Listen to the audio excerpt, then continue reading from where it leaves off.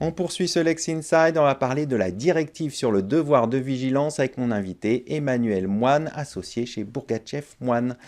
Emmanuel Moine, bonjour. Bonjour Arnaud. Alors nous allons nous intéresser aux différents aspects de la directive sur le devoir de vigilance, mais tout d'abord, quelles sont les entreprises concernées par cette directive sur le devoir de vigilance? Elles sont nombreuses et elles vont être de plus en plus nombreuses au fur et à mesure de leur assujettissement à la directive. La directive a ceci de nouveau par rapport à la loi française, qu'elle va finir par assujettir un nombre très important d'entreprises.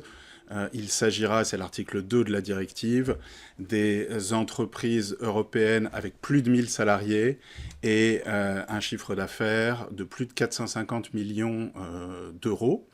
Les entreprises extra-européennes qui réaliseront dans l'Union européenne un chiffre d'affaires de plus de 450 millions d'euros, ou celles dont la société mère aura son siège social en dehors de l'Union européenne et qui feront par un sous-groupe, par exemple, dans l'Union européenne, plus de 450 millions d'euros de chiffre d'affaires. Cet assujettissement, ce que je disais tout à l'heure, va monter en puissance, c'est-à-dire que dans 2 ans, à partir du 26 juillet 2027, lorsque la directive aura été évidemment transposée, les premières entreprises assujetties sont celles dans l'Union européenne qui auront plus de 5000 salariés et qui feront plus de 1,5 milliard d'euros de chiffre d'affaires. Et puis 1 an plus tard, les seuils vont être abaissés. 1 an plus tard encore, les seuils vont être de nouveau abaissés pour arriver au seuil que j'évoquais tout à l'heure. Ça signifie que dans l'Union européenne, on parle d'à peu près 6000 entreprises. On estime qu'il y aura 6000 entreprises qui vont être assujetties. D'accord. Dans le monde, ce seront 900 entreprises qui seront assujetties. Et en France, on passera aujourd'hui d'un nombre de 250 entreprises à peu près 700 entreprises dont on estime qu'elles seront assujetties. Quelles sont les principales obligations qui pèsent sur les entreprises? Mais les obligations qui vont peser sur les entreprises au titre de la directive sont les articles 7 à 16 de la directive. Elles sont de 2 ordres. D'abord, ce sont des obligations en matière de vigilance. Ensuite, ce sont des obligations en matière de transition climatique. Donc les obligations en matière de vigilance, elles sont très nombreuses.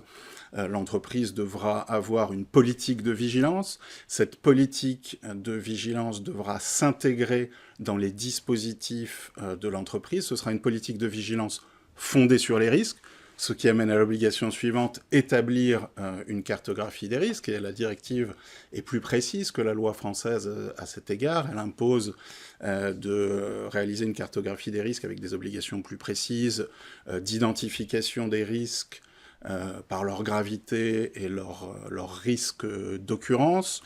Les entreprises devront disposer d'une politique d'évaluation des tiers, donc des parties prenantes qui sont entendues de manière plus large que dans la loi française actuelle. Elles devront avoir une ligne d'alerte, évidemment, qu'on pourra actionner. Elles devront être en mesure de réaliser des plans d'action pour remédier ou pour prévenir plutôt les risques qui auraient été identifiés. Elles devront communiquer autour de tout ça et on leur impose, au travers de cette directive, d'aller réaliser des due diligence sur leurs parties prenantes. Je le disais tout à l'heure, entendu de manière assez large. Ça veut dire qu'on leur demande de ne rien ignorer des atteintes potentielles aux droits humains et à l'environnement dans toute leur chaîne de valeur, donc sur un nombre d'entreprises beaucoup plus important que la loi française et avec des obligations beaucoup plus précises. À ce titre, la directive prévoit dans l'une de ses annexes une liste des obligations que les entreprises auront à respecter. C'était un grief qui avait été fait à la loi française, notamment dans différentes actions qui avaient été menées, de ne pas préciser exactement de quoi il était question. Ben là, on a quand même maintenant une liste d'obligations beaucoup plus précise que précédemment. Vous avez souligné beaucoup de divergences entre la Oui. loi française qui a été présentée souvent comme pionnière sur le devoir de vigilance en 2017 par rapport à cette directive. De manière générale, qu'est-ce que la directive européenne apporte par rapport à cette loi? Est-ce qu'elle est plus sévère ou au contraire plus libérale? Ah ben, elle est beaucoup plus précise. Donc la loi française, vous avez raison de le dire, c'était la toute première loi en matière de vigilance en 2017. Donc oui, la France a été précurseur à ce titre. La directive va beaucoup plus loin. En fait, elle part de ce texte et elle le développe, elle le précise. Donc, d'abord, des entreprises davantage assujetties, puisqu'on a vu que le nombre d'entreprises qui allaient être assujetties augmente considérablement. Ensuite, des obligations plus précises. Ensuite, une chaîne de valeur entendue de manière plus large. Ce ne sont plus simplement les filiales et les sous-traitants, mais ça va s'étendre à tous les partenaires commerciaux, à toutes les personnes avec lesquelles l'entreprise entretient des relations commerciales, donc un champ d'application beaucoup plus large. Et puis surtout, un régime de sanctions et un régime de contrôle, ou plutôt un régime de contrôle et un régime de sanctions. Quel est l'objet de tout ça? L'objet, c'est que les entreprises, dans leur chaîne de valeur, s'assurent que aucun de leurs partenaires, aucune de leurs parties prenantes ne porte atteinte aux droits humains, ne porte atteinte aux droits environnementaux.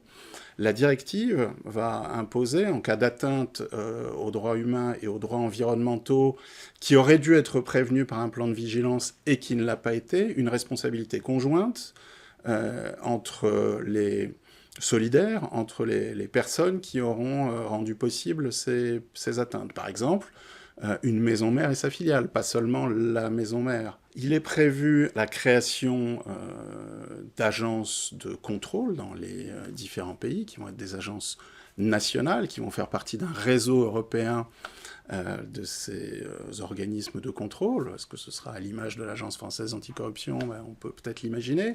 Avec des droits d'investigation, avec des droits d'accès à la documentation, et puis avec un pouvoir de sanction qui pourra aller, excusez du peu, jusqu'à 5% du chiffre d'affaires mondial net de l'entreprise. Donc c'est significatif. Je pense qu'on peut dire que c'est significatif. Et qui dit contrôle et sanction, si la sanction n'est pas réglée par l'entreprise, il est prévu aussi une alternative de communication de cette sanction. Il est prévu aussi un régime de responsabilité civile, je l'évoquais tout à l'heure, ce qui fait qu'on pourra se retrouver avec des entreprises qui sont sanctionnées d'un point de vue administratif et qui ont à répondre d'un point de vue civil de l'absence de mise en œuvre suffisante d'un plan de prévention qui aura entraîné des atteintes aux droits humains ou des atteintes à l'environnement. Donc on voit bien... On va avoir plusieurs types de responsabilités qui vont pouvoir être actionnées, on va dire. Bien sûr. Et on voit qu'on impose des obligations nouvelles aux entreprises. On leur impose quoi? On leur impose des nouveaux comportements. On leur impose des obligations d'agir. À partir du moment où on impose à des entreprises des obligations d'agir, on comprend tout de suite que si elles n'agissent pas, on va pouvoir rechercher leurs responsabilités. Donc, comment les entreprises vont pouvoir répondre justement à cette directive et être en conformité? Les entreprises, elles ont un peu de temps devant elles, mais pas énormément de temps devant elles, pour anticiper la transposition de la directive dans les différents droits nationaux. Donc, les entreprises, celles qui sont déjà assujetties au devoir de vigilance français, elles devront adapter leur dispositif, bien sûr. Celles qui ne le sont pas devront intégrer un dispositif. Il est important de penser qu'un dispositif, il doit être effectif. Il ne faut pas juste avoir une cartographie des risques, il faut en tirer des conséquences. Le report de la directive demandé par le ministre Éric Lombard, vous pensez que c'est une bonne chose? Il faut laisser du temps aux entreprises de préparer les choses. Ça me paraît une évidence parce qu'on leur demande beaucoup. Aujourd'hui, on demande aux entreprises de faire un travail que parfois les États ne font pas. On va conclure là-dessus. Merci Emmanuel Moine d'être venu sur notre plateau. Je rappelle que vous êtes associé au sein du cabinet Bourgachev Moine. Merci à vous Arnaud. Tout de suite, l'émission continue. On va parler droit de la preuve et secret des affaires.